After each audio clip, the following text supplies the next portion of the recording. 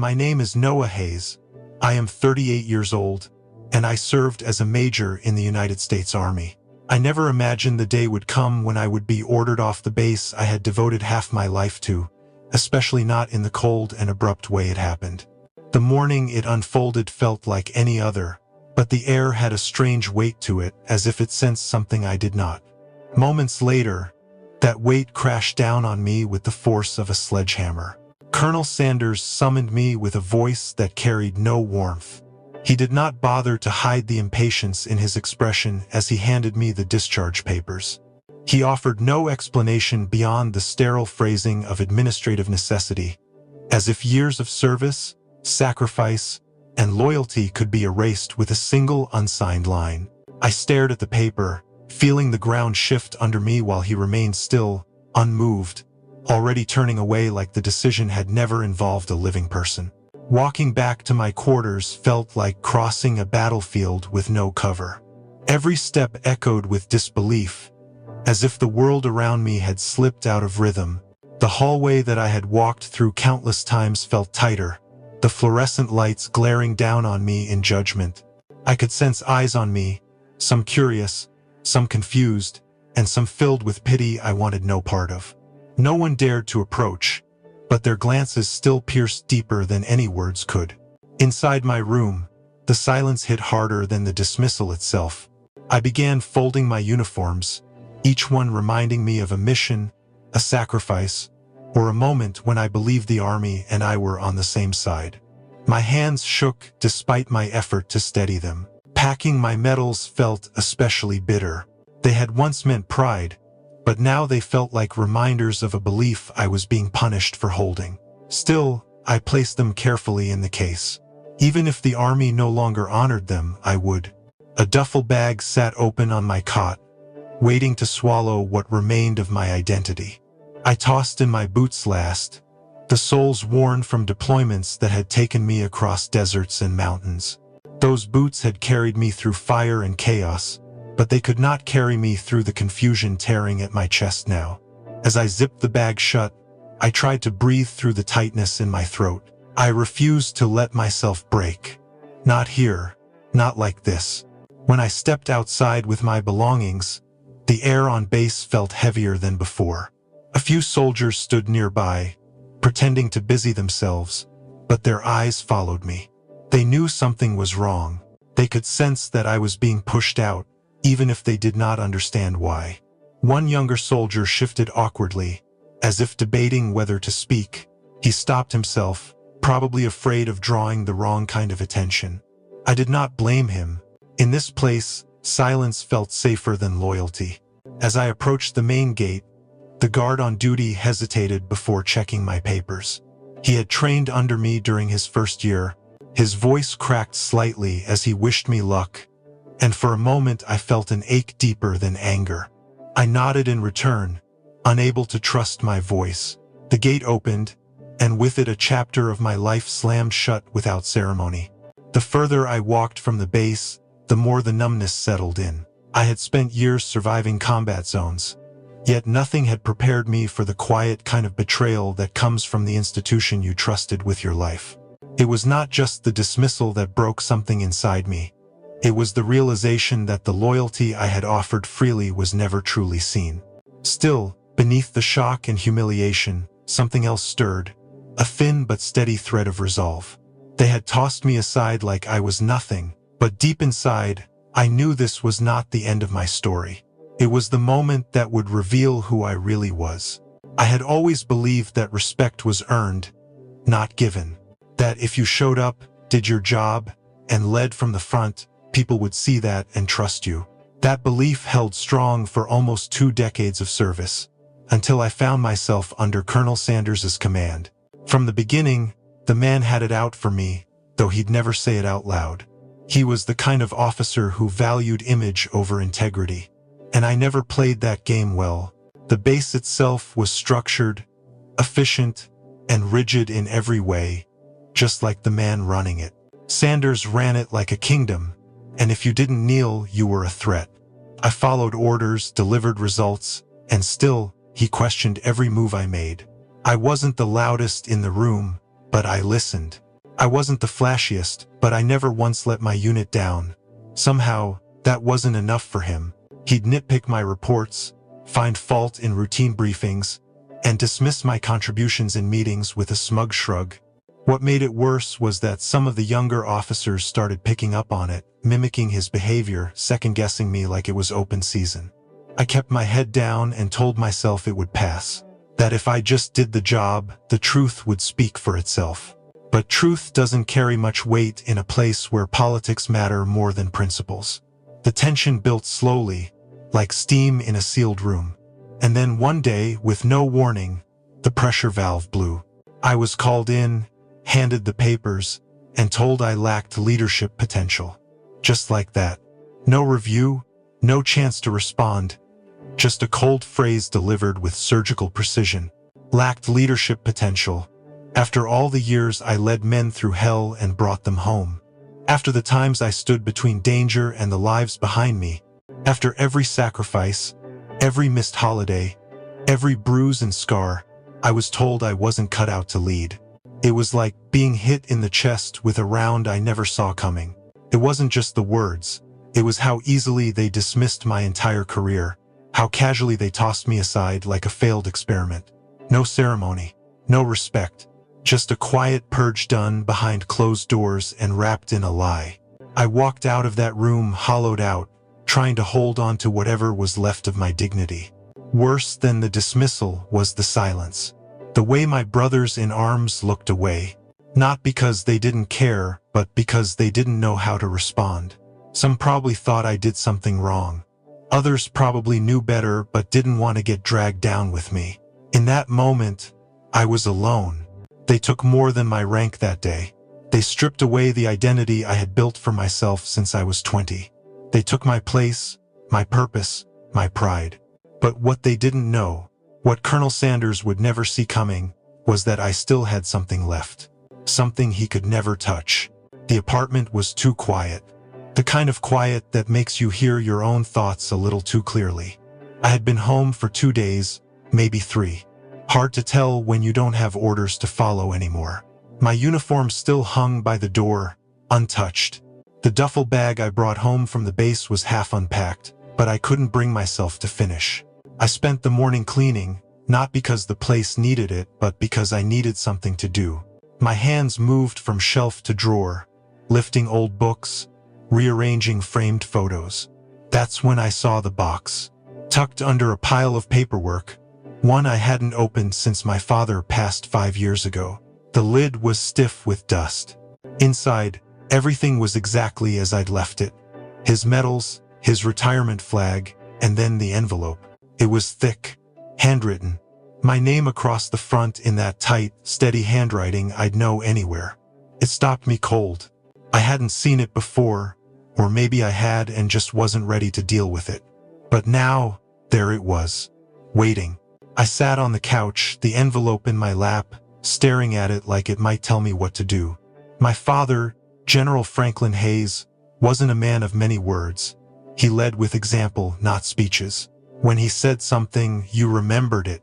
And the one thing I remembered him saying when he handed this letter to my lawyer was this: Noah's only supposed to read this when he's truly lost.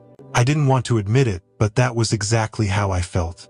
Stripped of my role, my purpose, cast aside by the institution he once served with pride.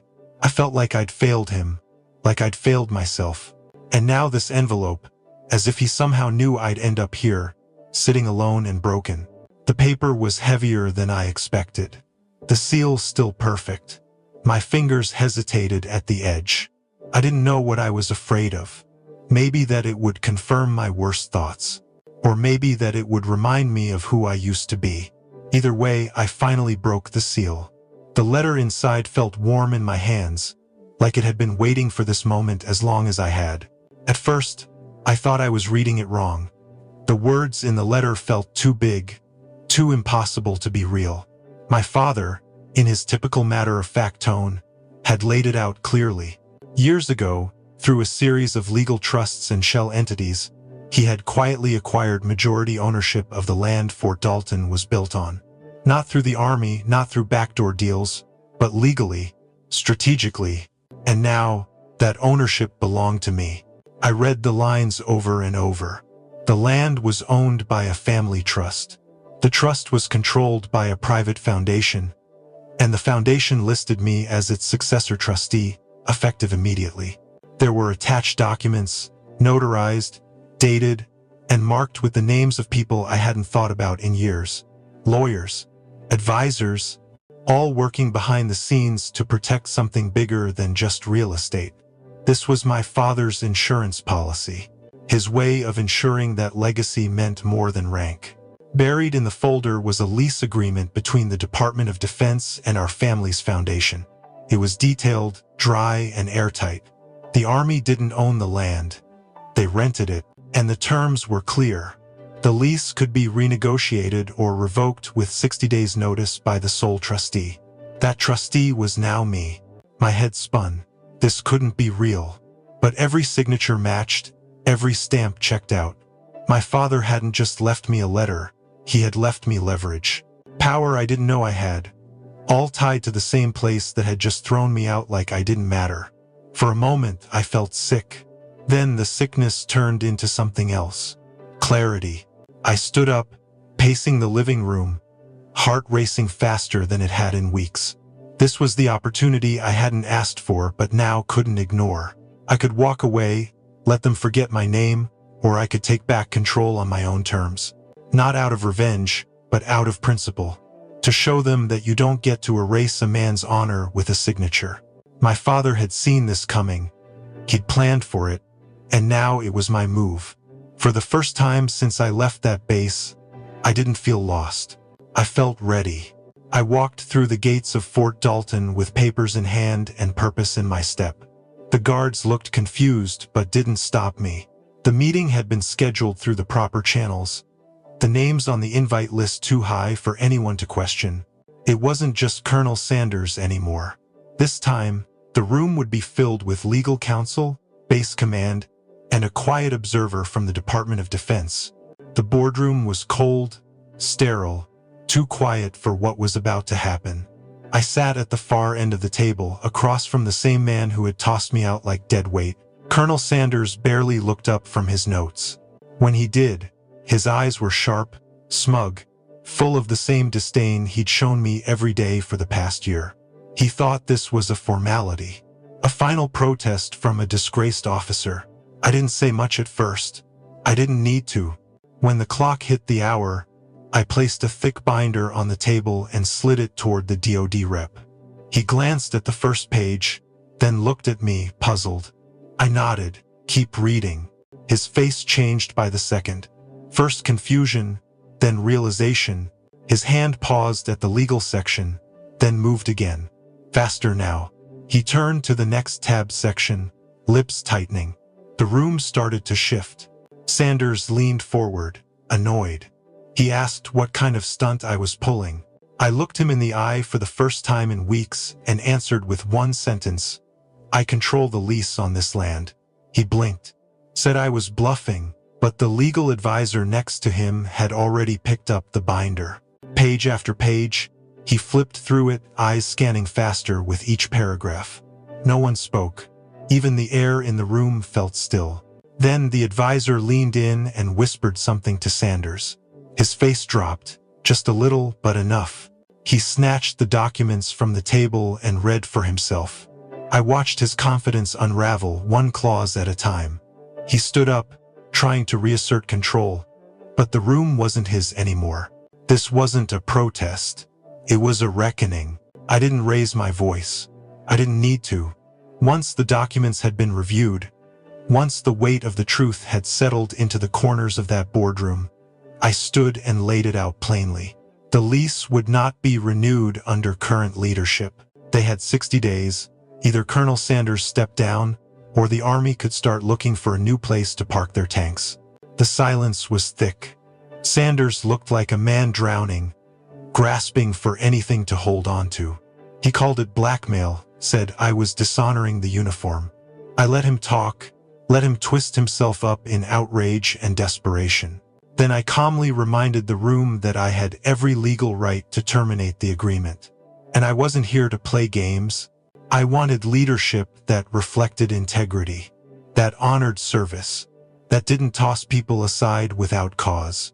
A few of the officials shifted in their seats. Some avoided eye contact, but the man from the Department of Defense finally spoke. He asked to see the documents again, asked if the conditions Noah outlined were binding. The legal advisor confirmed it. The room exhaled. The balance of power had changed. Sanders turned to me, eyes burning, asking what I really wanted. Revenge? A title? I didn't answer him right away. I looked at every face around that table. Then, I said it as clearly as I could. I want my father's legacy respected. I want the men and women on this base treated with the honor they've earned. And I want leaders who don't treat people like numbers on a form. There were no cheers, no applause. Just quiet agreement, heads nodding, eyes finally meeting mine. One by one, they realized this wasn't about ego. This was about principle. By the end of the week, the order came down. Colonel Sanders was relieved of duty. An interim commander was assigned. I didn't attend the handover. I didn't need to. The damage he'd done was already being undone, and my name was no longer tied to failure. It was tied to something stronger, respect, and the choice to lead with it. Once the dust settled, I didn't waste time. The base wasn't just a patch of land anymore. It was a second chance to do things right, to build something my father would have been proud of. I started by restructuring the leadership, not just replacing names, but changing how authority was earned and respected. Those who led with fear were gone. Those who led with heart stayed. We launched a support program for veterans transitioning out of service. Counseling, job placement, financial literacy. I worked with local nonprofits to build it from the ground up. No more leaving soldiers to figure life out on their own. We owed them better than that. I knew what it felt like to be cut loose without warning. No one else under my watch would feel that way again. One of the first projects we funded was a mental health initiative. We turned a forgotten building near the West Gate into a wellness center. Not just a place for therapy, but a place to breathe. Quiet rooms, peer support circles, outreach staff trained to see the signs no one talks about. I sat in on the first session, not as a commander, but as someone who'd also felt broken and alone. We upgraded the living quarters, fixed the heating that hadn't worked for years, turned the mess hall into a space people actually wanted to be in. I made sure promotions were based on service, not politics. People started smiling more. They stood taller, even after the long days. Respect had returned, not through rules, but through how we treated each other. There was one moment that stuck with me.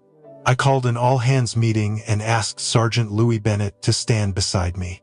He was quiet, dependable, the kind of man who never asked for credit. Sanders had passed him over twice for a leadership role. Said he wasn't aggressive enough. I disagreed. I handed Louis his new rank badge, promoted him to Chief Operations Officer. The applause didn't stop for a long time. Afterward, Louis pulled me aside. He said he thought about leaving more than once. That he stayed because he believed someone better might come along.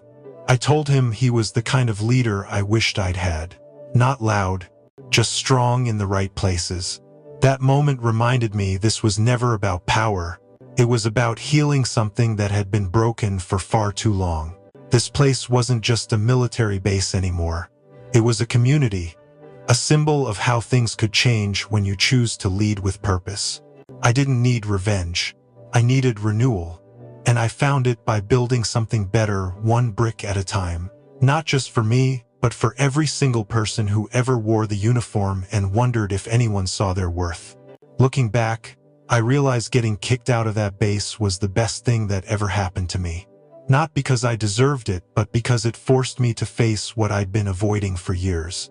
I had spent my whole career proving myself to others, but the real power came when I stopped trying to be accepted and started standing on what I knew was right.